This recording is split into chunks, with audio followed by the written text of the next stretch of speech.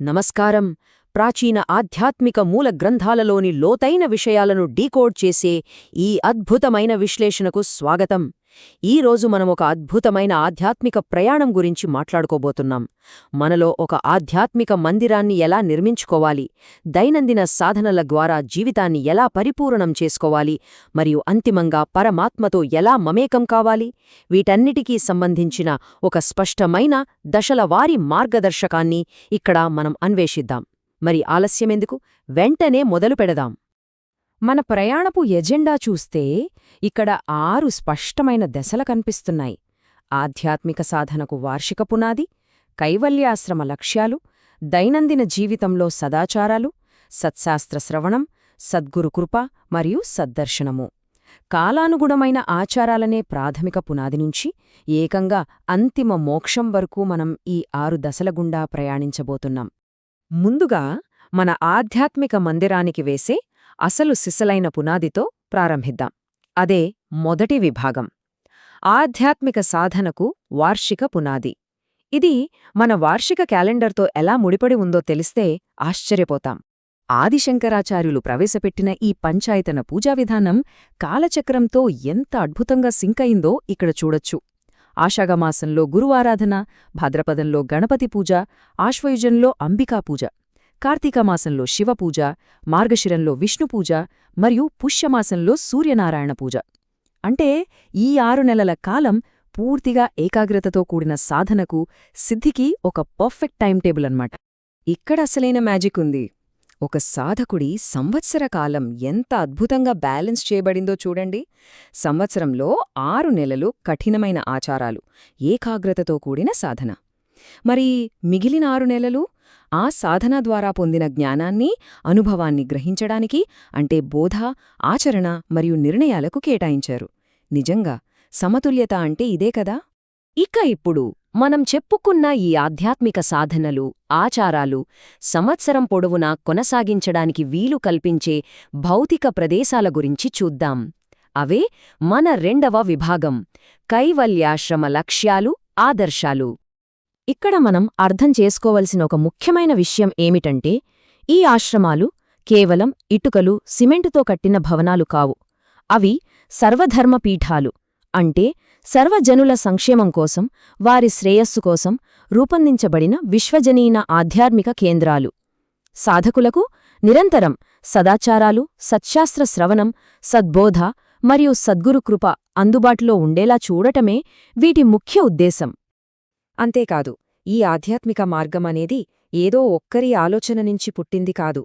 చరిత్రలోని గొప్ప ఆధ్యాత్మిక దిగ్గజాలైన నిర్భయానందస్వామి, భగవాన్ రమణ మహర్షి, భగవాన్ సత్యసాయిబాబా, రామకృష్ణ పరమహంస, అవతార్ మెహర్ బాబా, జగద్గురు ఆదిశంకరాచార్యులు మరియు సాక్షాత్తు శ్రీకృష్ణ భగవాన్ని బోధనల సారాంశమంతా కలిపి నిర్దేశించబడిన ఒక అద్భుతమైన మార్గమిది.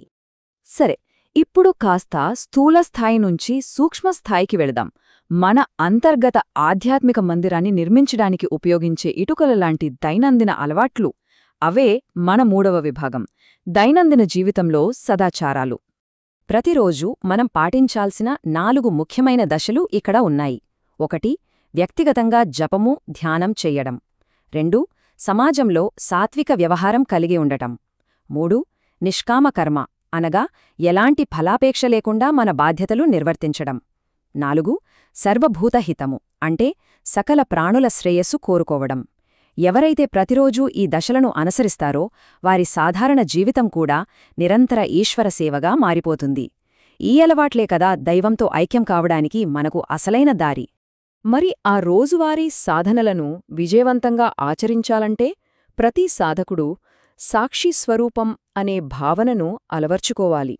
అంటే ప్రాపంచిక గందరగోళంలో చిక్కుకుపోకుండా నిరంతరం పరమాత్మ చింతన చేస్తూ జీవితాన్ని కేవలం ఒక సాక్షిలాగా గమనించడమే.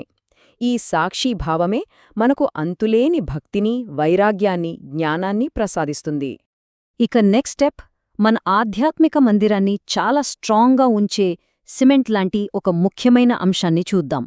అదే మన 4వ విభాగం, సచ్ శాస్త్రశ్రవణం మరియు జ్ఞాన సముపార్జన. అంటే ప్రాచీన గ్రంథాల యొక్క కఠినమైన మరియు నిర్మాణాత్మక అధ్యయనం. మామూలుగా చాలా గ్రంథాలు అనగానే కాస్త కన్ఫ్యూజింగ్గా అనిపిస్తుంది గదా, కానీ ఇక్కడ అపారమైన ఆధ్యాత్మిక జ్ఞానాన్ని ఎంత అద్భుతంగా వర్గీకరించారో చూడండి. గీతా పంచకంలో భగవద్గీత, అవధూత గీత వంటి 5 గీతలు, వాసిష్ఠత్రయంలో 3 వాసిష్టాలు మరియు శతక పంచకంలో ఆత్మలింగం మొదలైన 5 శతకాలున్నాయి. ఇంత భారీ జ్ఞానాన్ని 5, 3 గ్రూపులుగా విడగొట్టడం వల్ల మనకు అర్థం చేసుకోవడం చాలా సులువవుతుంది. మన అధ్యయనాన్ని ఇలాగే కొనసాగిస్తే ఒక అంకితభావం గల సాధకుడు పరిశోధించాల్సిన మరికొన్ని లోతైన తాత్విక సూత్రాలు ఇక్కడ ఉన్నాయి. వివేక చూడామణి వంటి ప్రకరణ పంచకం, తత్వపంచకం మరియు ధర్మ, న్యాయ, బ్రహ్మసూత్రాలు వంటి సూత్ర పంచకం. ఇవన్నీ మన జ్ఞాన పునాదిని మరింత బలోపేతం చేసే అద్భుతమైన గ్రంథాలు. ఇక వీటన్నింటికీ మించి ఖచ్చితంగా చదివి తీరాల్సిన 18 లోతైన గ్రంథాలు ఉన్నాయి. వీటినే అష్టాదశ గ్రంథాలు అంటారు. వీటిని కేవలం ఒక టెక్స్ట్ బుక్లాగా చదవడం కాదు, ప్రత్యక్ష అనుభవ జ్ఞానంగా గ్రహించాలి. ఇవే మన దివ్య జీవనానికి నిజమైన దిక్సూచి. అయితే ఎన్ని గ్రంథాలు చదివినా మన ఆధ్యాత్మిక మందిరానికి ఒక ఆర్కిటెక్ట్ లేకపోతే ఎలా? ఆ మార్గదర్శకుడే సద్గురువు. ఇప్పుడు మన 5వ విభాగం, సద్గురు కృప, పంచోపచారాలు గురించి తెలుసుకుందాం. ఈ అద్భుతమైన ప్రోగ్రెషన్ ఒకసారి గమనించండి. అంకిత భావంతో కూడిన సేవ, సంపూర్ణ విధేయత ఎలా సద్గురు కృపకు దారితీస్తుందో ఇక్కడ స్పష్టంగా కనిపిస్తుంది. చతుర్విధ శుశ్రూషలు, గురుపూజ, గురువాక్యపాలన మరియు గురుమంత్రధారణ ఇవన్నీ ఎప్పుడైతే సక్రమంగా పాటిస్తామో సహజంగానే ఆ గురువుగారి కృప మన సొంతమవుతుంది. ఎట్టకేలకు మనం నిర్మించిన ఆధ్యాత్మిక మందిరపు గర్భగుడికి అసలైన ముగింపు దశకు చేరుకున్నాం. అదే మన 6వ విభాగం, సద్దర్శనము, అంతిమ విముక్తికి అష్టాంగ మోక్ష మార్గం. ఈ అష్టాంగ మార్గంలోని మొదటి 4 దశలు చూస్తే ఇవి దైవం వైపు లాగే ఒక పవర్ఫుల్ అయస్కాంత ఆకర్షణలా పనిచేస్తాయి. సామీప్యత అంటే దైవానికి దగ్గరవడం, సాలోక్యత అనగా దైవలోకంలో ఉండడం, సారూప్యత అంటే దైవ రూపాన్ని పొందడం, ఇక సాయుజ్యం అంటే దైవంతో పూర్తిగా ఐక్యం కావడం. ఇది పరమాత్మతో మనల్ని ముడివేసే ఒక అద్భుతమైన ప్రాసెస్.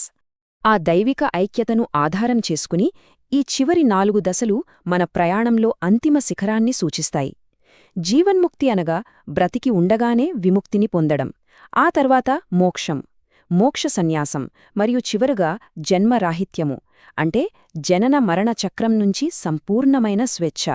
మన ఈ సుదీర్ఘ ప్రయాణానికి ఇదే కదా అత్యున్నతమైన ముగింపు. మనలో ఈ ఆధ్యాత్మిక మందిరాన్ని నిర్మించుకోవడమనేది జన్మరాహిత్యము అనే అంతిమ స్వేచ్ఛకు గ్యారంటీ ఇస్తే, మరి ఈ మహాప్రయాణాన్ని ప్రారంభించడానికి ఈరోజు మనం వేయవలసిన తొలి పునాదిరాయి ఏమిటి? ఆధ్యాత్మిక పరిపూర్ణతకు, దైవిక ఐక్యతకు దారిచూపే ఈ అద్భుతమైన విశ్లేషణను ముగించే ముందు ఒక్కసారి ఆలోచించాల్సిన ఈ ప్రశ్నను ఇక్కడే వదిలేస్తున్నాము. మీ అంతర్గత ప్రయాణం అద్భుతంగా సాగాలని ఆశిస్తూ సెలవు.